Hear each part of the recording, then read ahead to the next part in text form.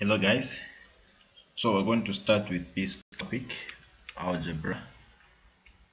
So it is a topic that comes in both paper 1 and paper 2.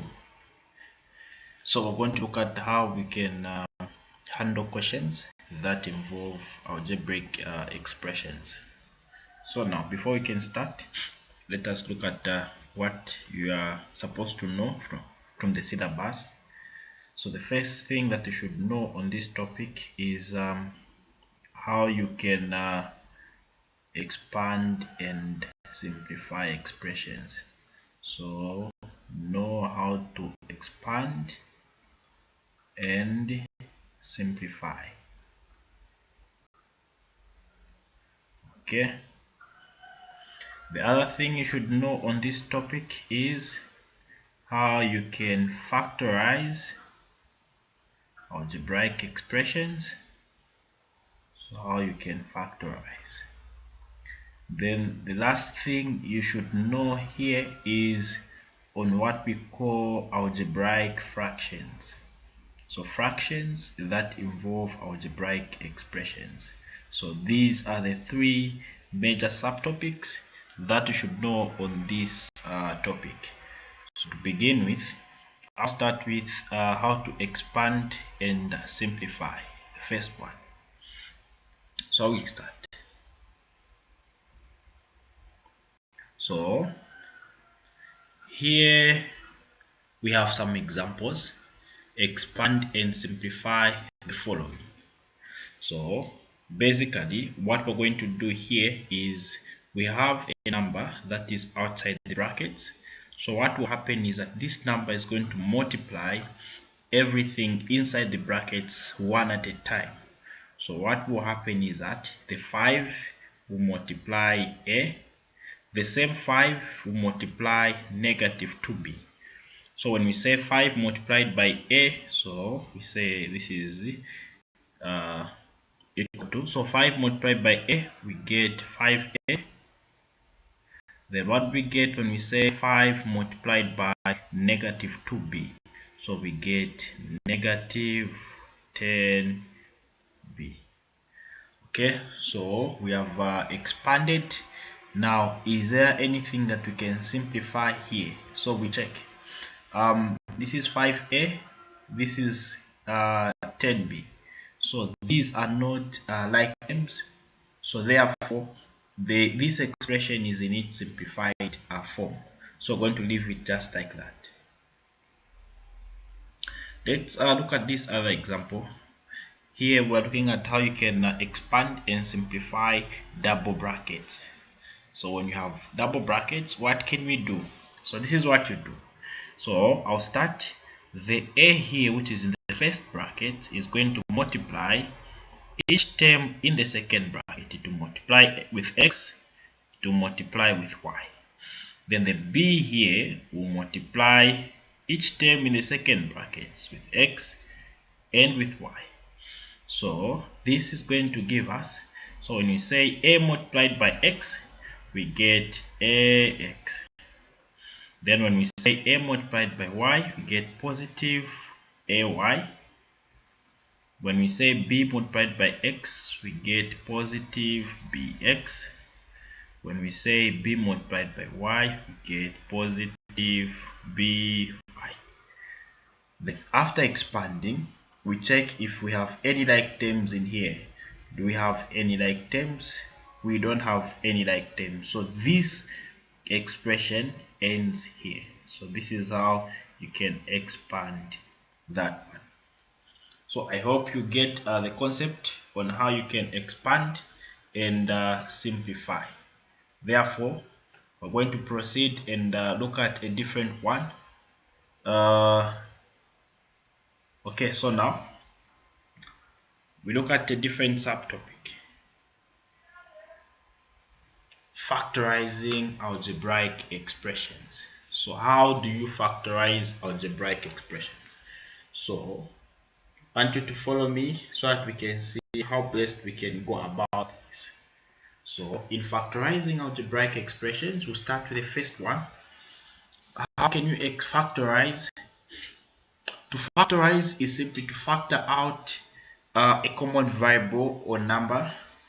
So now what we have here is, look at, we have a squared plus 3a. So we check what is common with these two.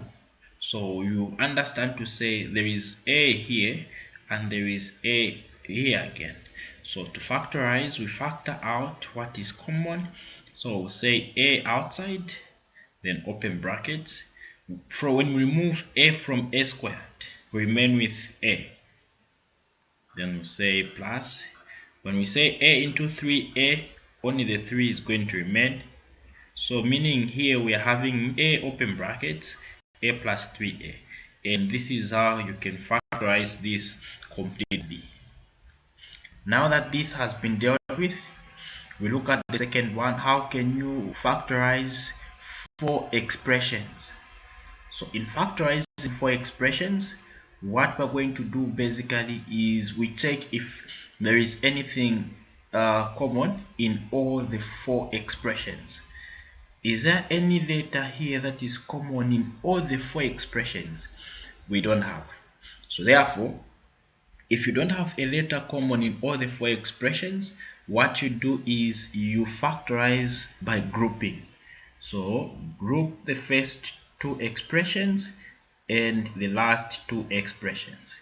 Then check, do we have anything common in the first 2 expressions? Yes, we have. So here a is common, so I'm going to say a is common there. Then we remain with what? B plus e. So we remain with b plus e. Then in the second expressions, what is common? C is common, so I'll start by saying positive C is common. Then also remain with b plus e. Now what we're going to do now is we're going to factorize for the second time. And what we're going to do, we are going to realize that b plus e is common. If you check this side, we have b plus e, and this side we have b plus e. So we say b plus e is common, so I'm going to say b plus e here. Then what is going to remain? So what is going to remain on that other end is a. Then on this expression, what remains is c. So you group them in brackets. The other way you can look at this is, once you make these two things which are common, you cancel one of them, then you group what has remained. So this is how you can factorize 4 expressions. We proceed. We look at how you can factorize a quadratic expression. How can you factorize a quadratic expression? Now, the secret to factorizing a quadratic expression is to reduce it into having 4 expressions. So now, so what we're going to do is that we want to change the number of expressions from 3 to 4 so that we can now factorize by grouping. So this is what we're going to do. So to do this, we're going to change what is in between. So what is in between is called the sum. So we're going to write it in a different format. Follow me. So we're going to find what we call the product, and we're going to find what we call the sum, and we're going to find what we call the factors. So the product is, now we know a normal quadratic equation is of the form ax squared plus bx plus c. So to get the product, you get the value of a multiplied by the value of c. So our a here is 2, our c is 3. So 2 times 3, we get a 6. Then the sum is the value of b, and our b here is 5. So we put 5 here. We therefore look for 2 numbers that will give us a product of 6 and a sum of 5. So if you don't know those 2 numbers, what you do is you get your product, which is 6. Then you look for the factors of 6. So the factors of 6, we have 1 and 6. The factors of 6, we have 2 and 3. So I have considered the positive factors of 6. So now, from these positive factors of 6, is there any addition that is going to give us 5? If I say 1 plus 6, is it going to give me 5? No. If I say 2 plus 3, is it going to give me 5? Yes. So this simply means the factors of this number, we have 2 and 3. So now that we have found the factors are coming to replace the sum. So I'm going to write the expression again. The expression will be 2x squared. Instead of writing 5x, I'm going to say 5x is the same as writing 2x. So same as writing 2x plus 3x. Because I know to say 2x plus 3x will give me 5x. Then we now put a plus 3 there. So now I can now factorize by grouping. I group the first two and I group the last two. In the first two, what is common? In the first two, you realize that what is common is 2x. Then we're going to remain with x on the first side. Then on the other side, remain with 1. You don't say 0 because we're simply saying 2x into 2x. It goes there one time. Then on the other expression, what is common is positive 3, and 3 into 3x remain with x, 3 into 3 remain with 1. Now that we have these the same, like I said, the other way is you cancel one of them, then you group what has remained. So what has remained here, so I'm going to say I have my x plus 1. Then I also group what is outside, which is 2x plus 3.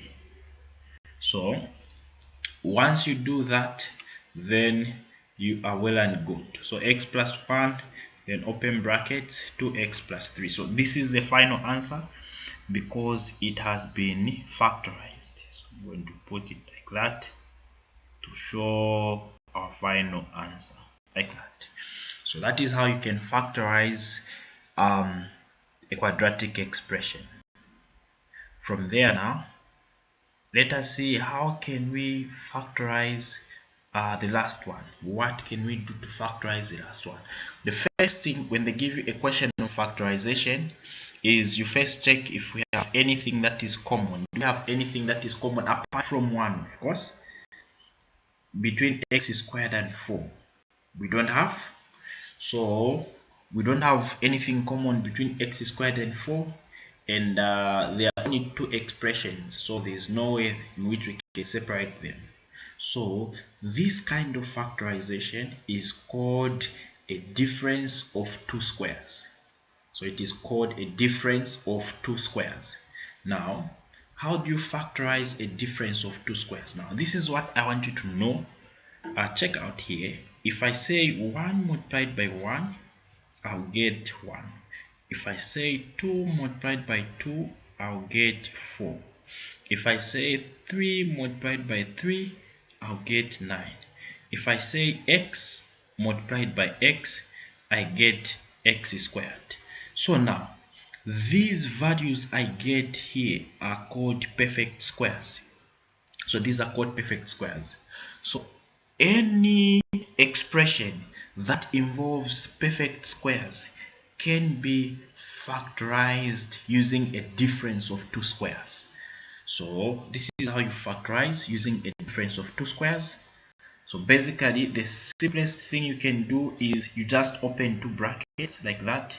Just open two brackets. So that and that. Then you check. Here you ask yourself, what is the square root of x squared? The square root of x squared is x, so you put x here. Then what is the square root of 4? So in short, we are saying the number that will give us 4, it is 2 when you multiply it by itself. So the square root of 4 is a 2. So we have x and 2. Get the same things and put them in the other bracket. We have x and 2. Then the last thing you're going to do is you interchange the signs. So you say you're going to put a minus here and you put a plus here. So like this, it means you have factorized. So that is how you can factorize a difference of two squares. I hope you've gotten the concept on factorization. So therefore, we're going to proceed to look at other subtopics. So what is remaining? So we are now remaining with the last part, which is called algebraic fractions. Now under algebraic fractions, we're going to look at addition of fractions, subtraction, multiplication, and division of algebraic fractions. Once we do these four, you'll be well and good to go. So let us start with the first one. The first example states express the following as single fractions, giving your answer in its simplest form. So how can you express these as single fractions? Now follow me. This is what we're going to do. So you check every time you are operating on addition or subtraction of a fraction, you start by finding what we call the common denominator. So the common denominator here is you check what is the LCM of 3x and 7x. You are going to find that the numbers which 3x and 7x can go into is 21x. So 21x is the LCM of 3x and 7x, or the common denominator. From there now, what we're going to do is you ask yourself, how many times does 3x go into 21x? So the x and the x will cancel. 3 into 21 is 7. So that 7 is going to multiply the 2 on top. So 7 multiplied by 2. So you're going to get 14. Then you say plus. How many times does 7x go into 21x? So we say 7, the x and the x will cancel. 7 into 21 is 3 times. Then that 3 multiplied by 5, we get 15. So this is giving us 15. Then we can now add what is 14 plus 15. If we add 14 to 15, we get 29. So our final answer is 29 over 21x. We don't have any number or letter that can go into both 29 and 21x without leaving a remainder. Okay, now this has been dealt with. We look at the other one. How can you express this as a single fraction? So first things first, I said you look for a common denominator. Now in expressions like this that involve addition and subtraction of, so what we have here on the denominator, we have m plus 4. On the other side is m minus 3. So these that involve addition and subtraction, what you do is that you combine them to make the denominator. What I mean is that get the m plus 4 and get the m minus 3. These two should give us the denominators. So here we are dealing with the 3x. So between 3 and x there was multiplication. Here we are dealing with 7x. Between 7 and x there was also multiplication. No wonder we had to look for the LCM. But for this type where we have addition and subtraction, what you do is you pick them the way they are to serve as a common denominator. So now basically the simplest thing that you can do here, after you find the common denominator, you are simply kind of cross multiplying here, but you start with a first digit here. So we'll say 3 should multiply m minus 3. So what we are doing here is that we're saying 3 multiplied by m minus 3. Let me do it from here so that you will be able to see it. We're saying 3 multiplied by m minus 3. So I'll say 3 times m, this will give me 3m. Then I'll say 3 times 3, this will give me 9. So meaning here I'm going to write 3m, then I'll say minus 9. Then this negative is with 4. So what I'm going to do is I'm going to say negative 4 will multiply m plus 4. So negative 4 multiplied by m, negative 4m. Negative 4 multiplied by positive 4, that is negative 16. So that's negative 16. So we come here and we say negative 4m, then minus 16. Then from there we group the like terms, and you discover that this 3m is going to join with the negative 4m. So these are like terms. So if I say 3m minus 4m, what is this going to give me? So 3m minus 4m will give me negative m. So I'll get negative m. Since I'm subtracting a bigger number from a smaller number, then the negative 9 goes with the negative 16.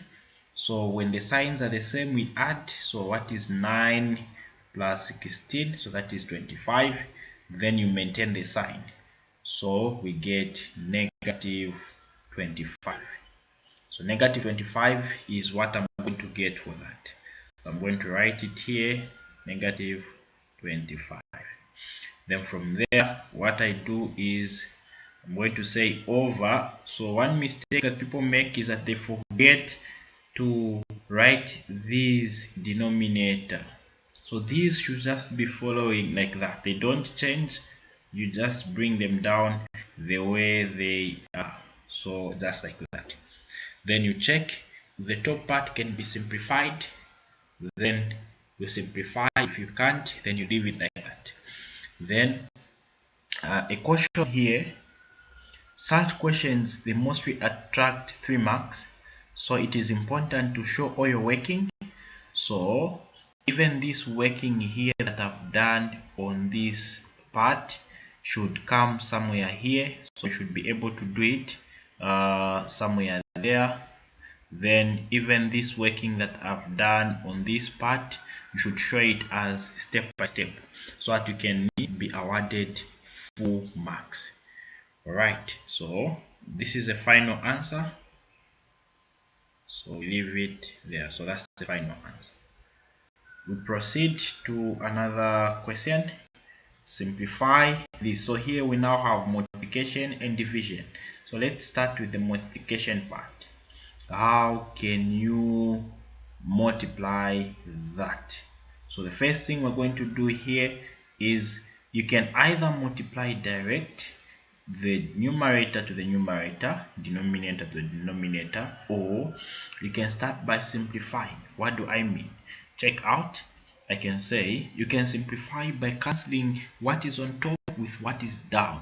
Don't cancel what is on top with what is on top. Don't cancel what is down with what is down. So cancel what is on top with what is down. So 3 here goes. 3 into 6 is 2 times. X is gone, X is gone.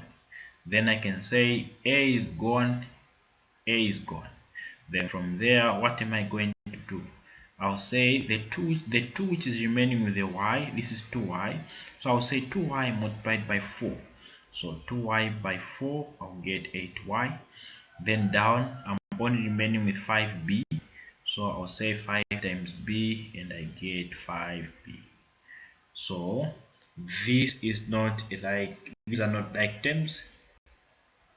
What I mean is that we cannot simplify these two, so you leave them just like that. Okay, so now that that has been dealt with, we look at the last one. How can you simplify that? So first thing first, if you are simplifying using division, the first thing first, you check if you can factorize anything. So let's check if you can factorize what is on top. I want you to check what is common with what is on top. You realize to say what is common with what is on top is 3e, because 3 can go into 27, 3 can go into 3. So what is common is 3e. Then remain with 3e into 27e, it is 9. Then minus, then 3e into 3e cubed, we get e squared. So minus e squared. Then like that. Then we say over what is common down. So down you find that what is common is 2e. So 2e is common, it can go into both. So 2e is common. 2e into 6e, we're going to get 3.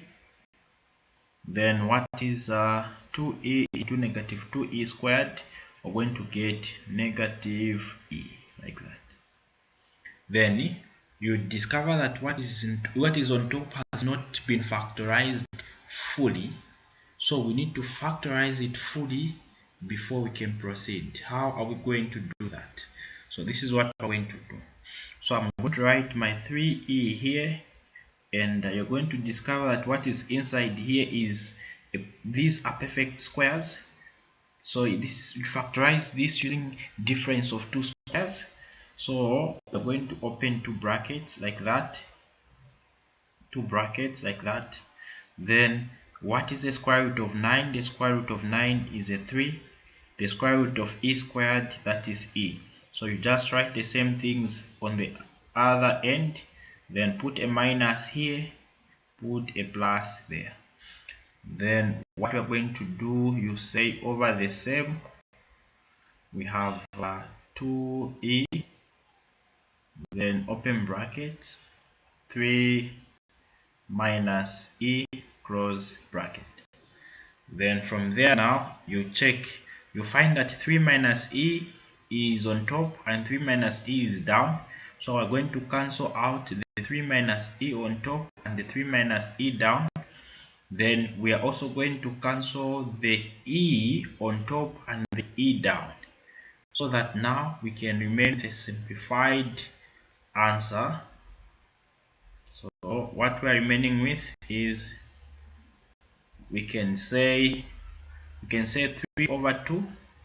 So I can write that one as 3 over 2, then open bracket, I remain with a 3 plus e.